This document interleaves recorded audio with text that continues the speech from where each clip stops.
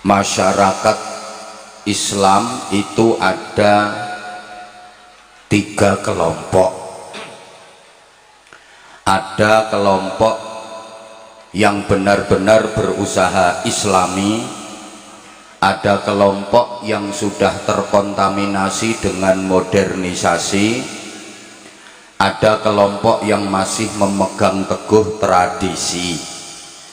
Menawi coro Jawi wonten umat Islam ingkang derek ajarane Rasulillah, wonten umat Islam ingkang derek ajarane penjajah, wonten umat Islam ingkang derek ajarane simbah-simbah. Getas kerep derek sing pundi?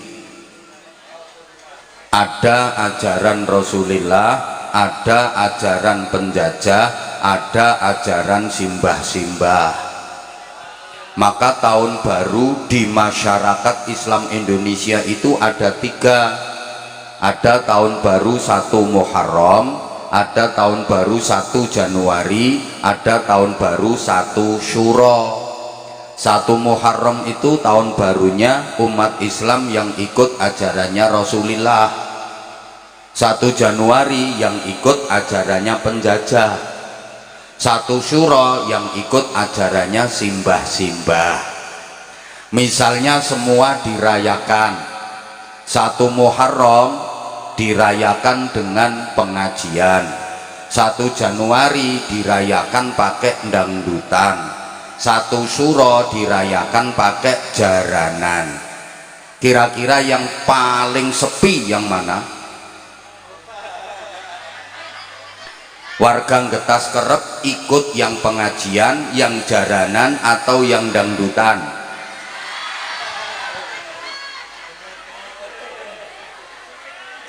Makanya Bapak Ibu adik-adik para jamaah yang saya hormati, sama-sama menjalani ibadah Ramadan. Pasca Ramadan, setelah Ramadan selesai, masyarakat Islam Indonesia itu ada 3 semangat. Ada semangat Syawalan, ada semangat halal bihalal, dan ada semangat Lebaran. Syawalan itu semangatnya kaum santri, kaum sarungan, kaum gamisan.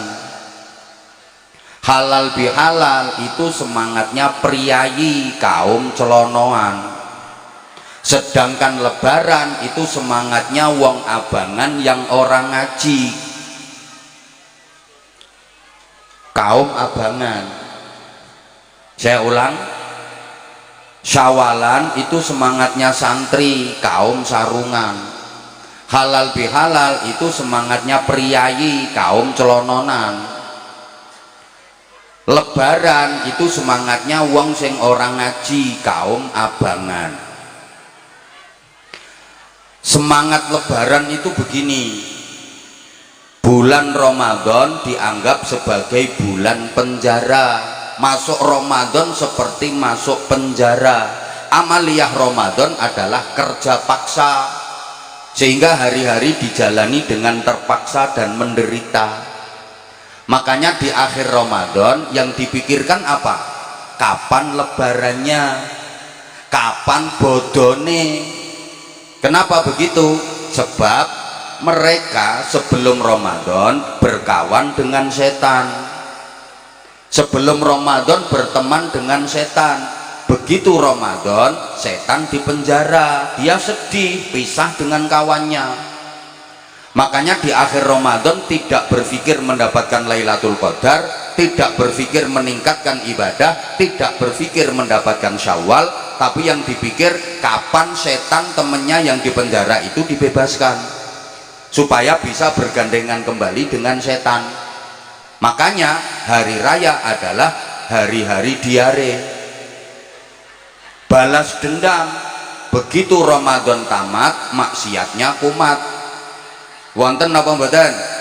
Wonten. Wonge saiki kipas-kipas.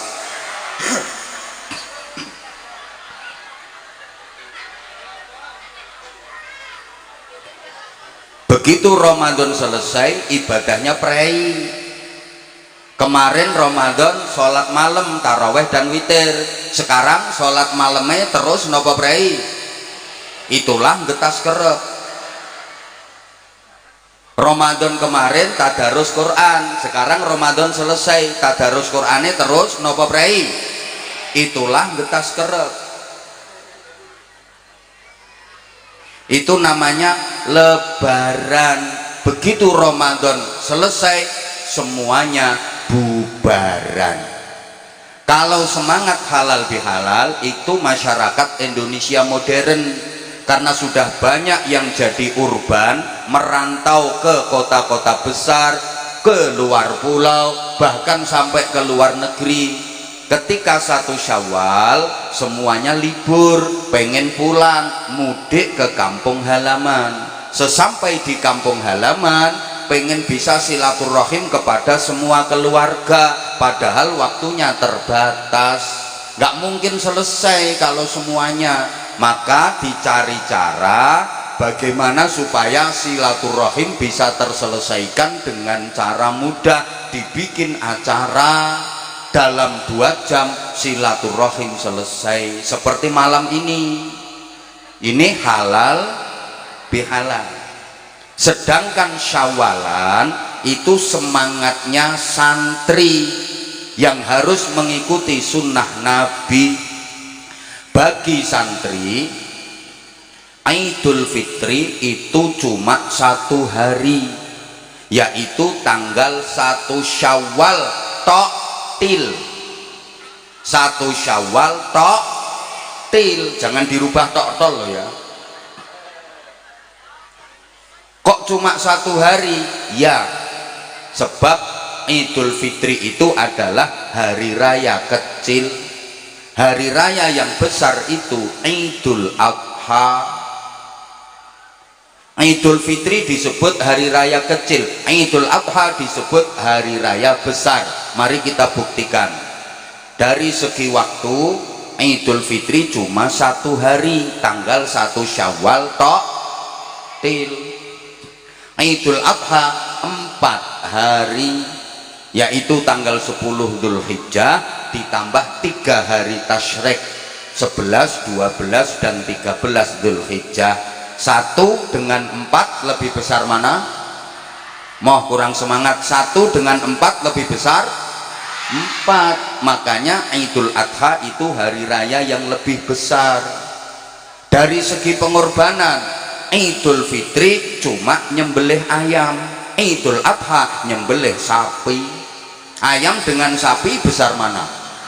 Sapi. Makanya Idul Adha itu hari raya besar, Idul Fitri hari raya kecil. Idul Fitri cuma mengeluarkan zakat fitrah, beras 2,8 kilogram. Gampangannya 3 kilogram beras, cuman itu yang dikeluarkan ketika Idul Fitri. Idul Adha bagi yang mampu wajib menjalankan ibadah haji puluhan bahkan ratusan juta. Yang kurang mampu melaksanakan syariat korban, nyembelih sapi minimal kambing, karena korban itu tidak boleh nyembelih tekek. Yang ketawa itu tidak pernah korban, sukanya menghabiskan daging korban. Santri harus bersikap adil. Yang kecil ya dikecilkan, yang besar ya harus dibesarkan. Yang harusnya kecil ya dianggap kecil, yang harusnya besar ya dianggap besar. Jangan dibalik-balik. Yang kecil dibesar-besarkan, yang besar dikecil-kecilkan. Umumnya masyarakat Getas Kerep itu kebalik pemahaman dan prakteknya. Mestinya Idul Fitri hari raya kecil ya biasa kecil-kecil saja. Yang harus dibesarkan Idul Adha. Tapi masyarakat Getas Kerep kan kebalik. Idul Fitri yang harusnya hari raya kecil anggarannya dibesar-besarkan. Beli baju aja nggak cukup 3 ibu-ibu, belum dalemannya, belum jilbabnya, belum BH-nya, belum lagi biaya untuk departemen perbadokan, belum anggaran untuk jalan-jalan, untuk pesta. Sehingga karena Idul Fitri itu anggarannya geden-gedenan, dibesar-besarkan, waktu Idul Adha kehabisan anggaran sampai nggak bisa korban. Ini kebalik. Santri itu Idul Fitri cuma 1 hari, tanggal 1 Syawal tok. Untuk apa? Untuk bertakabbalallahu minna wa minkum. Artinya semoga Allah menerima amal saya dan amal Anda semua. Amal itu bahasa Jawanya laku. Lakune wong Idul Fitri niku wonten papat, maka disimbolkan pakai kupat. Artinya laku papat. Jadi kupat itu bukan hanya bermakna ngaku lepat. Kata orang Jawa, kupat ngaku lepat, lontong olo-olone kotong, lepet sing olo disilep rapet. Loh, angel golek kiai nerangke ngene iki angel. Mula ya larang. Pengen murah ya ketua RT-mu kon ceramah. Loh, kupat itu bukan hanya bermakna ngaku lepat, tapi kupat itu artinya laku papat. Itu sebenarnya isyarat, tapi oleh masyarakat dijadikan sebagai syarat, padahal sebenarnya cuma isyarat. Allahumma sholli ala Muhammad. Ini harus diulang, dijelaskan secara detail. Kayaknya masih belum paham, soalnya yang saya hadapi ini cantik-cantik, cuma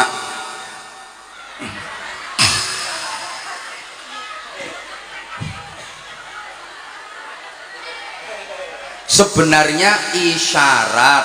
Kupat itu laku papat, tapi oleh masyarakat dianggap syarat. Makanya sampai ada hari raya kupat, betul? Para sesepuh kita dulu itu kalau ngajar anak cucunya, kalau didik anak cucunya sering pakai isyarat supaya mudah diterima. Kenapa? Karena waktu itu belum siap, dikasih ayat Quran langsung, dikasih hadis langsung, belum siap, bisa-bisa nolak nanti. Kalau tahu bahwa Quran dan hadis akan ditolak, jangan dipaksakan untuk disampaikan, dosa nanti. Wis ngerti nek orang rimo kok dipaksa, malah dosa.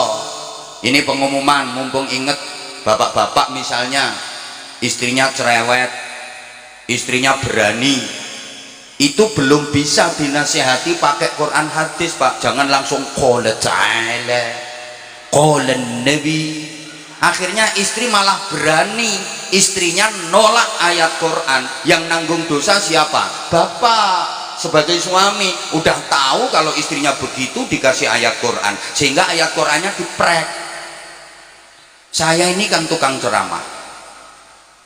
Coba menurut Bapak Ibu, saya kalau di rumah di hadapan istri, saya yang nyeramai istri atau yang diceramai? Betul.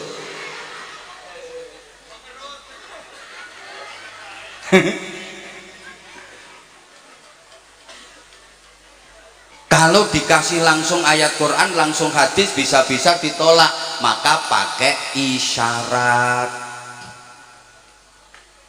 Warga Getas Kerep ini misalnya langsung suruh ngeluarin duit untuk syukuran, biasanya berat, karena orang sini kan agak pelit-pelit. Tapi kalau dirayu supaya hidupmu selamat, bikin selametan, masak-masak, nanti ada ingkungnya gini, maka hidupmu akan selamat. Enteng. Padahal makanan itu nilai duitnya juga besar. Tapi kalau berupa makanan, ora eman. Nek berupa duit, eman. Nggih napa nggih? Ketara potonganmu. Makanya dinamakan selamatan supaya uripe. As-shadaqatu tadfa'ul bala, sedekah itu tolak bala, dalilnya itu. Tapi kalau langsung dikasih qalan Nabi, masyarakat nggak mau nerima. Nah ketika selamatan suruh bikin tumpeng, itu artinya 5 waktu sing mempeng, jangan sampai ditinggalkan. Atasnya lancip disebut buceng, itu artinya le nyebut sing kenceng, leh dzikir aja nganti kendo. Ayat Quran, ya ayyuhalladzina amanu dzkurullaha dzikran katsira, wahai orang-orang yang beriman, berzikirlah kepada Allah dengan zikir sebanyak-banyaknya. Kalau dikasih qala ta'ala nggak mau nerima, maka dikei isyarat buceng, ne nyebut sing kenceng. Tapi sama anak-anak muda dipleset-plesetkan, tumpeng nek pengen metu kudu mempeng, buceng supaya mlebu kudu kenceng. Loh, kayak manten itu orang Jawa luar biasa loh filosofinya. Isyarat manten di pelaminan itu biasanya didampingi 2 anak perempuan kecil-kecil yang wajahnya mirip, disebut kembar mayang. Itu isyarat. Kembar itu sama, mayang itu beda. Kembar tegese podo, mayang tegese bedo. Artinya apa? Manten laki-laki dan perempuan itu tujuannya sama, tapi karakternya berbeda. Wong lanang karo wadon tujuannya podo, ning wonge beda, sifate beda. Sama kayak lampu supaya bisa nyala, kabelnya harus beda, plus sama min, supaya tujuannya nyala. Kabelnya positif karo negatif. No lampu kok kabelnya podo positif, konslet. Lampu kok kabelnya podo negatif, konslet. Mantenan begitu malam pertama masuk kamar, loh bojoku kok podo karo aku, LGBT, konslet. Karena memang laki-laki dengan perempuan itu beda. Bapak sama ibu itu kan beda. Bapak suka mengecilkan hal yang besar, kalau ibu suka membesarkan hal yang kecil. Wong lanang kuwi senengane nyileke barang sing gede. Masalah gede iki dianggap cilik. Lah nek wong wadon kan senengane gedhekke barang sing cilik. Barang cilik kecekel wong wadon langsung dadi gede. Iki sing diguyu yang mana ini ya? Memang beda. Laki-laki itu kreatif, perempuan itu sensitif. Laki-laki itu rasional, perempuan itu emosional. Laki-laki itu lebih mengedepankan pikiran, perempuan lebih menggunakan perasaan. Suami itu pakai pikiran, istri pakai perasaan. Makanya kalau terjadi cekcok suami istri, suami biasa ngomongin istrinya, sampeyan orang mikir. Makanya bu mikir, kata istrinya, ya sampeyan wong lanang orang ngerasake dadi wong wadon. Halo, dilanjut. Laki-laki itu pakai pikiran, kalau ada apa-apa mikir. Beda dengan perempuan, kalau ada apa-apa pakai perasaan. Ada ular besar masuk rumah, keloket. Wong lanang mikir, gimana caranya ngusir ulo, gimana caranya mateni ulo, golek kayu gepuk pentungi ulone.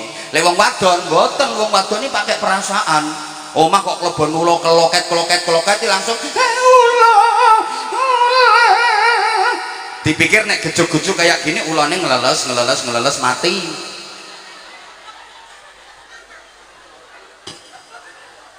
Halo, ibu-ibu misalnya lagi masak, kompor yang meledak, lah meledak kok, masuk kompornya meledak, cepet. Lo laki-laki kalau ngelihat ada kompor meledak, api berkobar-kobar, mikir, nyari kain basahi, kebyoke, golek banyu siramke. Lah nek wong wedok kan dikira kalau ditangisi terus apinya mati.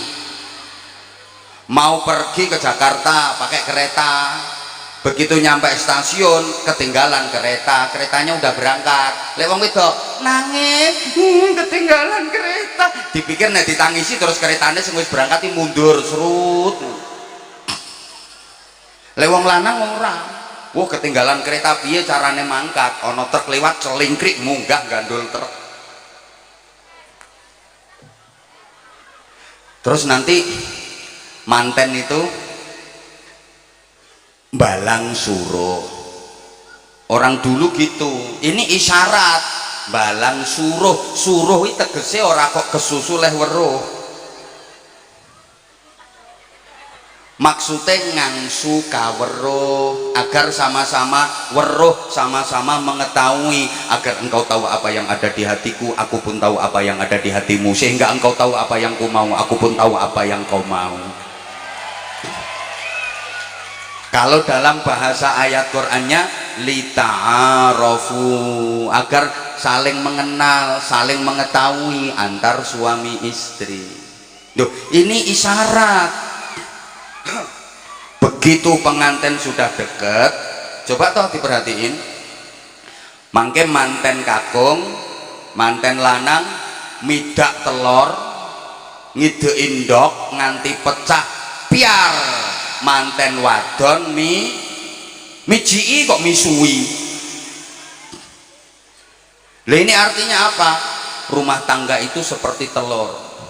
Orang berkeluarga itu seperti telur, bunder ser, mumet, ruwet, rentet, jibek, judek. Maka suami sebagai kepala rumah tangga harus bisa memecahkan masalah seperti memecahkan telur itu, mencari solusi. Istri membantu, memberikan dukungan dan doa, ikut berpartisipasi. Maka istri harus punya rem cangkem, suami harus punya rem tangan. Jangan sampai istri nggak punya rem cangkem, ada masalah langsung cangkemnya wadak wadak wadak wadak wadak wadak wadak. Suami nggak punya rem tangan, ono masalah plok tangannya plok plok, istrinya etek etek, suaminya plok. Jadilah rumah tangga itu mereknya etek etek.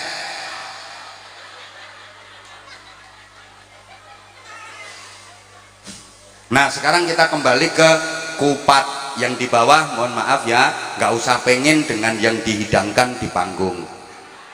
Yang di panggung dikasih minum, dikasih jajan kotaan, padahal nggak nyumbang.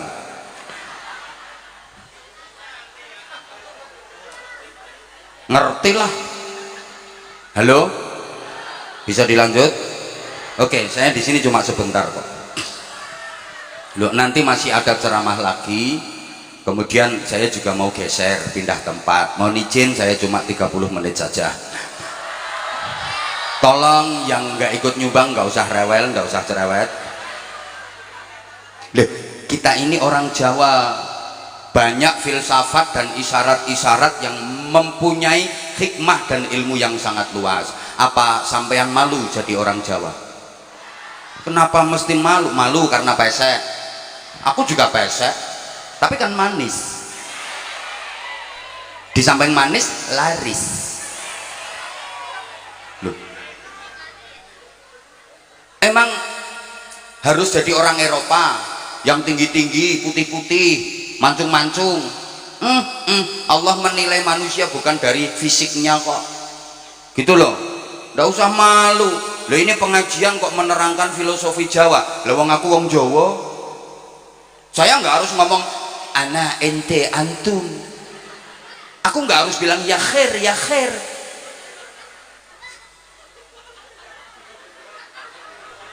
Halo, pesek bene cetakane Gusti Allah kok ngono lho bro. Nah, apa kupat laku papat bagi santri yang beridul fitri? Ibu bapak adik-adik, laku papatnya adalah satu, takbiran di malam lebaran, walitukmilul iddata walitukabbirullaha ala ma hadakum. Semua ada dalilnya, orang sembarangan. Sesepuh kita dulu itu kalau bikin ajaran isyarat ndak sembarangan, cuma dalilnya nggak disampaikan. Wong dihadapinya oon-oon. kasih pengertian, yang penting faham, diamalkan gitu loh. Apa artinya qul ta'ala qul nabi tapi nggak bisa mengamalkan, betul? Ngono ki alasane wong sing ora hafal dalil, ora usah guyu.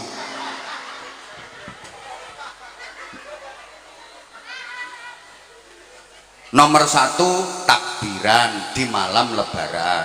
Yang kedua, bayar zakat fitrah sebelum sholat id. Yang ketiga, menjalankan sholat id. Yang keempat, silaturrahim.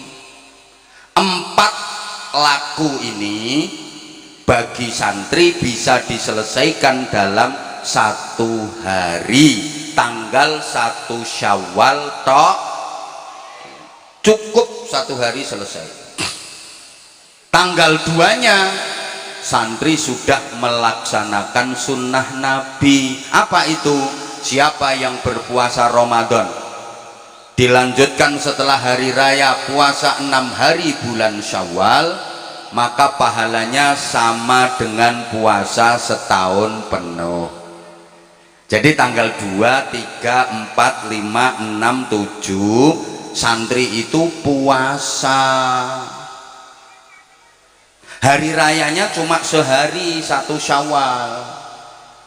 Meskipun puasa 6 hari bulan Syawal nggak harus dilaksanakan di awal, boleh kapan saja, yang penting masih di bulan Syawal.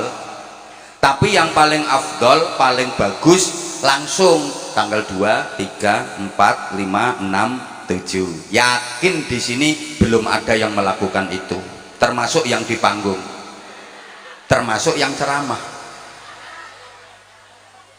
Iki ya ora. Halo?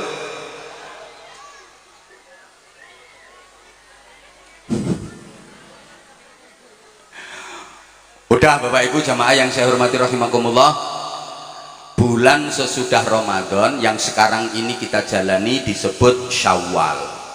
Secara bahasa, Syawal itu artinya berkembang dan meningkat. Kita harus meningkatkan kualitas diri, meningkatkan prestasi ibadah, meningkatkan iman dan takwa. Tandanya apa? Kalau kita benar-benar Syawal, dilihat kemarin warga Getas Kerep puasanya masuk jenis puasa ulo apa puasa uler?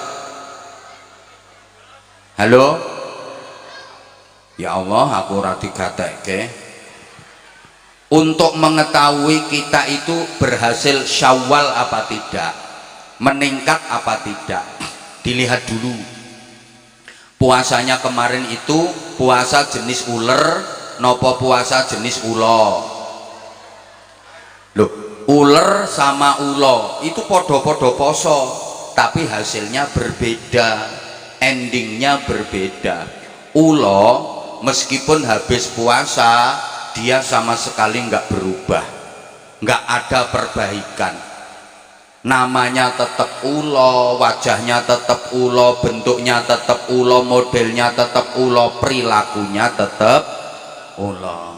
Soalnya ulo kuwi leh poso hanya sekedar melungsungi arep ganti kulit, awake tambah dawa tambah gede. Ada ibu-ibu Getas Kerep sini posone model ulo, poso itu cuma arep melungsungi ganti baju baru, awake tambah gede. Bukan peningkatan kualitas diri tapi peningkatan berat badan. Sebelum Ramadan berat badannya 55 kilo, selesai Ramadan berat badannya 75 kilo. Wonten apa mboten? Wonten. Iki wonge kipas-kipas kudunge ireng.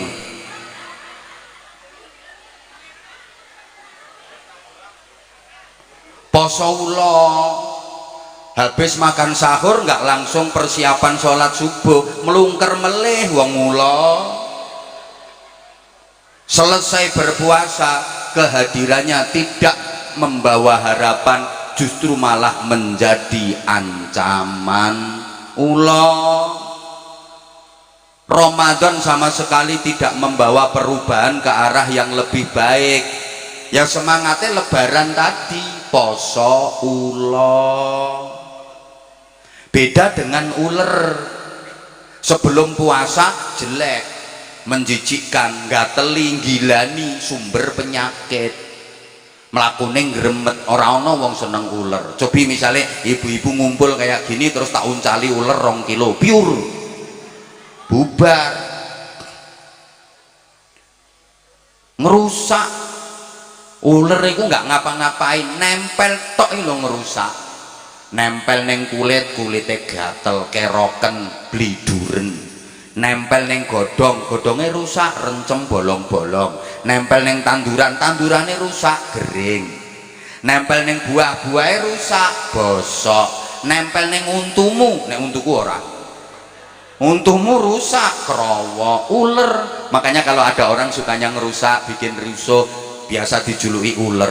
Pripun getas kerep mriki wonten ulere mboten? Ulere lanang apa wadon? Halo? Halo? Lah ulere poso berproses jadi kepompong. Bahasa Inggrisnya the ngentung. Lantong itu kan poso. Orang mangan, orang ngombe, orang rabena. Selesai ngentung berubah jadi baik. Namanya berubah, bukan lagi ular tapi kupu. Melakune berubah, asalnya gremet sekarang terbang jadi simbol ketinggian derajat. Makanya wong getas kerep itu kalau Ramadannya berhasil, lepas Ramadan bisa terbang jadi Superman, derajatnya naik. Allahumma sholli ala Muhammad. Dilanjut. Asalnya elek, selesai puasa berubah jadi cantik. Tadinya ngerusak, habis puasa manfaat, membantu proses pembuahan. Kembang wilo iso dadi buah dibantu kupu. Tadinya wah makannya sembarang, sing dipuangan sembarang kayak ngerusak. Selesai puasa mboten sembarang leh mangan, hanya sari-sari bunga halalan thayyiban. Ora ana kupu kok ngerokoti telek. Halo? Ya Allah. Tadinya menjijikkan, menakutkan, begitu berubah jadi kupu-kupu menyenangkan, simbol keberuntungan. Kabeh wong seneng kupu, bocah cilik-cilik wae seneng. Omah dileboni kupu jare wong-wong arep ana tamu. Duwe anak wadon wis gedhe urung ketemu jodoh, omah dileboni kupu, seneng. Lho nok, omahe dileboni kupu, jodohmu arep teko. Ning sabar ya nok, kupune rupane kok ireng.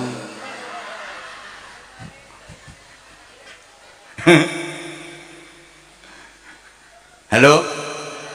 Jadi salah satu tanda kalau getas kerep ini Ramadannya berhasil, lepas Ramadan setelah berkepompong sebulan berubah jadi kupu. Sayange kata sederek-sederek getas kerep mriki habis berkepompong sebulan Ramadan, keluarnya enggak jadi kupu malah jadi codot. Nah codotnya ketawa, codotnya ternyata pakai BH.